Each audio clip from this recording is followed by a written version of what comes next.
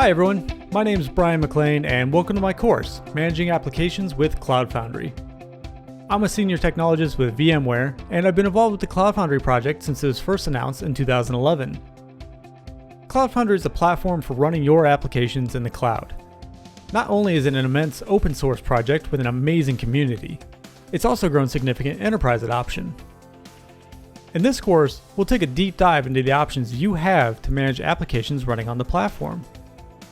Some of the major topics that we'll cover include different ways to route traffic to your applications, both externally and internally, how you can scale your applications when they need more resources, and the different strategies that you can use to update applications. By the end of this course, you'll be equipped to handle the day-to-day operations of your apps in a way tailored to your specific needs. Before beginning this course, you should be familiar with the basics of Cloud Foundry, such as how to push an application and bind services to it. I hope you'll join me on this journey to learn more about Cloud Foundry with the Managing Applications with Cloud Foundry course here at Pluralsight.